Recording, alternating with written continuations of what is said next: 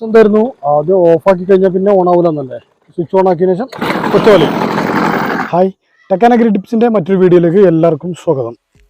നമ്മൾ കഴിഞ്ഞ പ്രാവശ്യം ഒരു വീഡിയോ ചെയ്തിട്ടുണ്ടായിരുന്നു കാർബറേറ്റർ മാറ്റുന്നത്. അതായത് നമ്മുടെ കയ്യിലുള്ള BSC പവറിൻ്റെ കാർബറേറ്റർ ഇട്ടിട്ട് ഇൻഡെക്സ് സംഗ്രാഫ്റ്റിലും ചെയ്തിട്ടുണ്ടായിരുന്നു. അപ്പോൾ അതിൻ്റെ മൈലേജ് എത്ര, അതിൻ്റെ പെർഫോമൻസ് എത്ര എന്നൊക്കെ ഈ വീഡിയോയിൽ പറയാമെന്ന് പറഞ്ഞിട്ടുണ്ടായിരുന്നു. അതിലുപരി കഴിഞ്ഞ പ്രാവശ്യം ഞാനത് മാറ്റിയത് എൻ്റെ മെഷീൻ അതിലുണ്ടായിരുന്ന ഒറിജിനൽ കാർബറേറ്ററിന് ചെറിയൊരു കംപ്ലയിൻറ്റ്. അതായത് സ്റ്റാർട്ട് ചെയ്യുന്ന സമയത്ത് ഒരുപാട് നേരം ആഞ്ഞ് വലിച്ചെങ്കിലേ സ്റ്റാർട്ട് ആവുകയുള്ളായിരുന്നു. അതുപോലെ തന്നെ ഓഫാക്കി കഴിഞ്ഞാലും സ്റ്റാർട്ടാകുമ്പോൾ പിന്നെ ഭയങ്കര ബുദ്ധിമുട്ട്. അതായത് ഒരു 10 മണിക്ക് നമ്മൾ ഓഫാക്കുക, അല്ലെങ്കിൽ പുല്ല് കുടുങ്ങിയിട്ട് ഓഫാക്കുക, അങ്ങനെയൊക്കെ ചെയ്യുന്ന സമയത്ത് ഇതിങ്ങോട്ട് പിന്നെ സ്റ്റാർട്ടായി കിട്ടുന്നത് ഭയങ്കര ടാസ്ക്കായിരുന്നു. അപ്പം ആ സംഭവം കാർബറേറ്റർ പുതിയത് വാങ്ങാതെ മാറ്റാൻ പറ്റുമോ എന്നറിയാൻ വേണ്ടിയിട്ട്, അപ്പം എൻ്റെ കയ്യിൽ സ്പെയർ ഉള്ളതുകൊണ്ട് ഞാനങ്ങനെ മാറ്റി കാണിച്ചു തരാം. അപ്പം അങ്ങനെ ഒരു അവസരം ഉണ്ടോ നമുക്ക്? അതല്ല കാർബറേറ്റർ മുഴുവൻ മാറ്റണ്ടേ? ഇതൊക്കെ കാണിക്കാൻ വേണ്ടിയിട്ടാണ്. ഇതിൻ്റെ മൈലേജ് ഞാൻ പറയാം. പിന്നെ അപ്പോൾ ഞാൻ ഡയഫ്രം സെറ്റ് വാങ്ങിയിട്ടുണ്ട്. ഡയഫ്രം അത് പാക്കിംഗ് കിറ്റാണിത്. ഇത് എൻ്റെ കംപ്ലൈൻ്റുള്ള മെഷീനിൽ മാറ്റിയിട്ട് എൻ്റെ മെഷീനിൽ തന്നെ ഫിറ്റ് ചെയ്തിട്ട് നമുക്ക് സ്റ്റാർട്ടാക്കി നോക്കാം. ഒറ്റയടിക്ക് സ്റ്റാർട്ടാവുമോ അതോ ഡയഫ്രം പാക്കിങ്ങുകളൊന്നും അല്ല ഇതിൻ്റെ പ്രശ്നം, മറ്റ് ഉള്ളിലുള്ള അലൈൻമെൻറ്റുകളാണ് അല്ലെങ്കിൽ മറ്റ് ഭാഗങ്ങളാണ് എന്നുണ്ടെങ്കിൽ പിന്നെ നമുക്ക് രക്ഷയില്ല. കാരണം ഓരോ ഭാഗം ബാക്കിയുള്ള ഓരോ ഭാഗത്തിനും ഭയങ്കരമായിട്ട് റേറ്റ് കൊടുക്കേണ്ടി വരും. അപ്പം ഒരു പാർട്ട് 500, 800 ഒക്കെ കൊടുത്തിട്ട് ഇതിന് അതിനെ കുറച്ചും കൂടി കൂട്ടിക്കഴിഞ്ഞാൽ കാർബറേറ്റർ മുഴുവൻ കിട്ടും. സ്പെയറുകൾ അതിൻ്റെ പാർട്ടുകൾ വാങ്ങുകയെന്ന് പറഞ്ഞാൽ ഭയങ്കര റേറ്റ് വരും.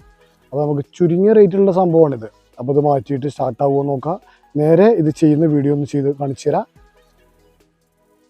നമ്മളിതിൻ്റെ ഓരോ ഭാഗങ്ങളായിട്ട് അഴിച്ച് നോക്കാം. അഴിച്ചിട്ട് ഓരോ ഭാഗം തന്നെ മുഴുവനായിട്ട് അഴിക്കേണ്ടി വരും. കാരണം ഇതിൻ്റെ എല്ലാ ഭാഗം മാറ്റേണ്ടതുണ്ട്. അപ്പം ഫുൾ അഴിക്കണം.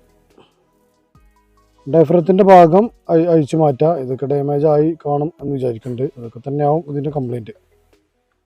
ഇനി ഒന്നും നോക്കണില്ല, ചെന്നം പെണ്ണം കുറച്ച് മാറ്റിയിടുകയാണ്.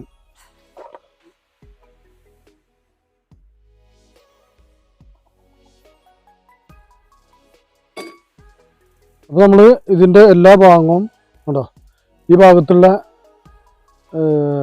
പാക്കിങ് കളഞ്ഞു, ഈ ഭാഗത്തുള്ളത് അതുപോലെ തന്നെ ഈ ഭാഗത്തുള്ളത് 3 എണ്ണം ഉണ്ടായിരുന്നു. ആ 3ഉം കളഞ്ഞിട്ടുണ്ട്. ഇനി നമ്മൾ പുതിയത് ഇതിൽ സെറ്റ് ചെയ്യണം. അപ്പോൾ ആദ്യം നമുക്ക് ചെയ്യാനുള്ളത് കളഞ്ഞ പഴയതാ, നമ്മൾ ഈ ഭാഗം പഴയത് കളഞ്ഞിട്ടുണ്ടായിരുന്നു. അപ്പോൾ അതിന് പകരം ഇത് പുതിയത് നമ്മുടെ പാക്കറ്റിൽ നിന്ന് എടുത്തു, പുതിയത് ഇവിടെ സെറ്റ് ചെയ്തു. പിന്നെ അടുത്ത ഭാഗം എന്ന് പറയുന്നത് നമുക്ക് ഇതിൻ്റെ ഈ ഭാഗമാണ്. ഇതൊക്കെ കറക്റ്റായിട്ട് ഓരോ പേരുകളുണ്ടാവും, ഓരോ ഭാഗത്തിന് ഓരോ പേരുകളുണ്ടാവും. നമ്മൾ ഇത് ഈ ഭാഗത്ത് ഇത് സെറ്റ് ചെയ്തു. രണ്ടാമതായിട്ട് ഇതിൻ്റെ ഫസ്റ്റ് ഭാഗത്തൊരു പാക്കിങ് വെച്ചതിന് ശേഷം ഇതിൻ്റെ മുകളിൽ വേറെ ഒരെണ്ണം കൂടി ഉണ്ട്. അത് നമ്മൾ ഇതേപോലെ കറക്റ്റായിട്ട് അത് ഇതിൽ തന്നെ വെച്ചു. നമുക്കൊന്നും നോക്കാനില്ല, ബാക്കി ഭാഗങ്ങളെല്ലാം നമുക്ക് ഇനി ഈ ഡയഫ്രം കൂടി ചെയ്തതിന് ശേഷം അത് ഫിറ്റ് ചെയ്യാം. പുതിയ ഡയഫ്രം പുതിയതാണ്. ഇങ്ങനെ ഫ്ലെക്സിബിൾ ആയിരിക്കണം എന്നുള്ളതാണ് ഇതിൻ്റെ നിയമം.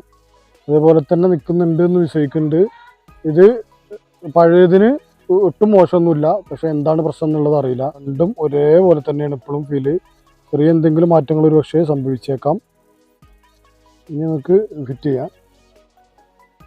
അപ്പം ഇത് ഇതിൻ്റെ മുകളിൽ ഫിറ്റ് ചെയ്തു. അതാ ഇത് താഴെയുള്ള സ്ക്രൂ ഇട്ടതിന് ശേഷം നമുക്കൊന്ന് ഫ്യൂലൊന്ന് ഉള്ളിലേക്ക് വലിച്ചൊന്ന് ഒന്ന് നോക്കണം. അതിന് ശേഷം ഇതിൻ്റെ മുകളിലുള്ള പോർഷനും കൂടി ഫിറ്റ് ചെയ്യുക. അപ്പോൾ ഇതിൽ ഫിറ്റിംഗ് എല്ലാം കഴിഞ്ഞു. ഞാൻ കുറച്ച് പെട്രോള് ഒരു ചെറിയൊരു ഇതേപോലുള്ളൊരു ഇങ്ങനൊരു കുപ്പീൻ്റെ അടപ്പിലാക്കിയിട്ട് ഇങ്ങനെ വെച്ചു. ഇത് ഇങ്ങനെ പമ്പ് ചെയ്തപ്പോൾ കറക്റ്റായിട്ട് വരുന്നുണ്ട്. അപ്പോൾ ഇനി കൂടുതലൊന്നും വേറെ നോക്കാനില്ല എന്ന് തോന്നുന്നുണ്ട്. അപ്പോൾ ഇനി അടുത്തത് നമുക്ക് ഇതിൻ്റെ മുകളിലുള്ള പോർഷനാണ്. ആ പോർഷനും കൂടി ഫിറ്റ് ചെയ്തിട്ട് സ്റ്റാർട്ട് ചെയ്തിട്ടുണ്ടോ എന്ന് നോക്കാം. പവറിൻ്റെത് എടുത്ത് മാറ്റിയിട്ടുണ്ട്. ഇത് നേരത്തെ ഉണ്ടായിരുന്ന കിസാഗ്രാഫ്റ്റിൻ്റെ തന്നെ ഇട്ടിട്ട് ഒന്ന് നോക്കാം. അപ്പോൾ നമ്മൾ റെഡി ആയിക്കാണും എന്നുള്ള പ്രതീക്ഷയിലാണ്. ഡയഫ്രം മാറ്റിയ കാർബറേറ്റർ ഫിറ്റ് ചെയ്തിട്ടുണ്ട്. എങ്ങനെ ഉണ്ട് എന്നുള്ളതാണ് ഇനി അറിയേണ്ടത്. ഒറ്റയടിക്ക് സ്റ്റാർട്ടാകുമോ അതോ ഒരുപാട് വലിക്കേണ്ടി വരുമോ ഒന്നും അറിയില്ല.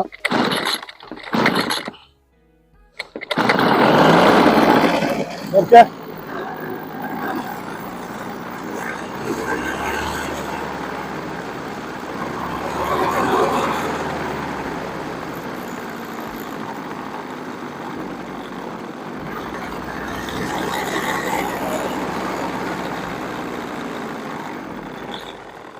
സ്വിച്ച് ഓഫ് ആക്കി.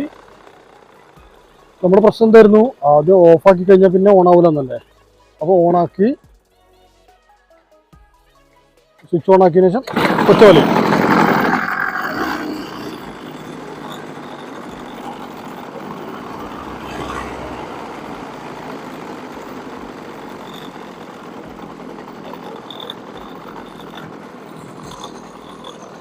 അപ്പോൾ നമ്മൾ മാറ്റി നമ്മൾ മെഷീൻ്റെ കണ്ടോ ഈ എല്ലാ പാക്കിങ്ങിൽ വരുന്ന എല്ലാ പാക്കിങ്ങും മാറ്റി, ഡയഫ്രം മാറ്റി, പാക്കിംഗ് ഗ്യാസ്കറ്റുകളെല്ലാം മാറ്റി, കൂട്ടത്തിൽ ഡയഫ്രം മാറ്റി.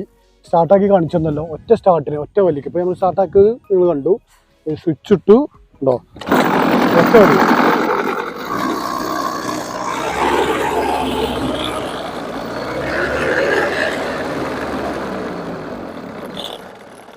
ഓക്കെ, അപ്പോൾ എല്ലാവർക്കും ഇന്നത്തെ വീഡിയോ ഇഷ്ടപ്പെട്ടു എന്ന് കരുതുന്നുണ്ട്. നമ്മുടെ കാർബറേറ്റർ കംപ്ലൈൻ്റ് ആയത് ഡയഫ്രം കിറ്റ് ഗ്യാസ്കറ്റുകൾ മാറ്റിയപ്പം ഒറ്റയടിക്ക് സ്റ്റാർട്ടാകുന്ന രൂപത്തിലായിട്ടുണ്ട്. അപ്പം ചെറിയ കംപ്ലൈൻറ്റുകളൊക്കെ വന്നു കഴിഞ്ഞാൽ ഈ വക മാറ്റി കഴിഞ്ഞാൽ മാറും, കംപ്ലൈൻറ്റ് തീരും. അതല്ല വലിയ പ്രശ്നങ്ങളൊക്കെ ഉണ്ട് എന്നുണ്ടെങ്കിൽ മാറാൻ സാധ്യത കുറവാണ്. അപ്പോൾ നമുക്ക് പരമാവധി ചിലവ് കുറച്ച് എങ്ങനെ ചെയ്യാമെന്നുള്ളത് നോക്കാൻ വേണ്ടിയിട്ട് ചെയ്തതാണ്. ഇത് എങ്ങനെയോ റെഡി ആയതാണ് എന്ന് പറഞ്ഞു കഴിഞ്ഞാൽ എല്ലാം റെഡി ആയിക്കൊണ്ടെന്നില്ല. അതുകൊണ്ടാണ് പറഞ്ഞത്. കാരണം നമ്മൾ കുറച്ച് പൈസ അതിന് ചിലവാക്കിയിട്ടാണ് കേടാവും, വർക്ക് ചെയ്യുമോ ഇല്ലയോ എന്ന് മനസ്സിലാവുള്ളൂ. അപ്പോൾ അതുകൊണ്ടാണ് 90% ശരിയാവേണ്ടതാണ്. കാരണം ഈ പാക്കറ്റിങ്ങളൊക്കെ ഗ്യാസ്കറ്റുകളൊക്കെ ലൂസായി കഴിയുമ്പോഴാണ് അതിൻ്റെ കട്ടായി കിടക്കുന്ന സമയത്ത് എയർ വലിച്ചിട്ട്, അതായത് നമ്മൾ വലിക്കുന്ന സമയത്ത് എയർ ഉള്ളിലേക്ക് വലിച്ചിട്ട് അങ്ങനെ ഒരു കാരണം കൂടി ഉണ്ട് സ്റ്റാർട്ടിങ് കംപ്ലൈൻറ്റിന് എന്ന് എനിക്കൊരു തോന്നലുണ്ട്. അപ്പോൾ ഏതായാലും പാക്കിംഗ് ഒക്കെ മാറ്റി കഴിഞ്ഞ സമയത്ത് സ്റ്റാർട്ടായി. ഇത്രേ ഉള്ളൂ ഇന്നത്തെ വീഡിയോ എല്ലാവർക്കും ഇഷ്ടപ്പെട്ടെന്ന് കരുതുന്നുണ്ട്. ഇഷ്ടപ്പെട്ട എല്ലാവരും ലൈക്ക് ചെയ്യുക, കമൻറ്റ് ഷെയർ ചെയ്യുക. അതുപോലെ തന്നെ വീഡിയോ കാണുന്ന ആളുകൾ സബ്സ്ക്രൈബ് ചെയ്യുക. സബ്സ്ക്രൈബ് ചെയ്തിട്ട് ഒന്ന് ഷെയർ ചെയ്യുക. നമ്മുടെ കൂട്ടുകാർക്ക്, ഇങ്ങനെ വർക്ക് ചെയ്യുന്ന ആളുകൾ എല്ലാവരും ബുദ്ധിമുട്ട് തന്നെ ആയിരിക്കും. വർക്കുള്ള സമയത്ത് നമുക്ക് പാറി നടന്ന് വെട്ടാൻ പറ്റുള്ളൂ, അല്ലാത്ത സമയത്തൊക്കെ പോക്കാണെന്നുള്ള കാര്യം വാസ്തവം എല്ലാവർക്കും അറിയാം. അപ്പോൾ അതുകൊണ്ട് നമ്മുടെ സുഹൃത്തുക്കളെല്ലാം പാവങ്ങളായിരിക്കും. അപ്പോൾ അവർക്കൊക്കെ ഒന്ന് ഷെയർ ചെയ്ത് കൊടുത്തിട്ട് ഇത്തരം വിഷയങ്ങളൊക്കെ അറിയാത്ത ആളുകൾക്ക് ഒന്ന് പറഞ്ഞു കൊടുക്കും കൂടിയും ചെയ്യുക, വർക്ക് കാണിച്ചു കൊടുക്കുക. പുതിയ മെഷീനുകൾ വാങ്ങാൻ വേണ്ടിയിട്ട് നമ്മൾ ഒരു വാട്സപ്പ് ഗ്രൂപ്പ് തുടങ്ങിയിട്ടുണ്ട്, സ്പെയർ വാട്സുകളൊക്കെ. ആ വാട്സപ്പ് ഗ്രൂപ്പിൻ്റെ നമ്പർ ഞാൻ ഈ വീഡിയോയിൽ കൊടുക്കുന്നുണ്ട്. അപ്പം അതിൽ ലിങ്ക് ചെയ്ത് കയറി വന്നു കഴിഞ്ഞാൽ കൂടുതലായിട്ട് വീഡിയോ ഇട്ടുകൊണ്ട് ഒരുപാട് കാണിച്ചു തരാനൊന്നുമില്ല, പക്ഷേ സ്പെയർ പാർട്സുകൾ പുതിയത് വരുന്നതൊക്കെ ഇട്ട് കാണിച്ചു തരും. അപ്പം അടുത്തൊരു വീഡിയോ കണ്ടുമുട്ടേ, ബൈ.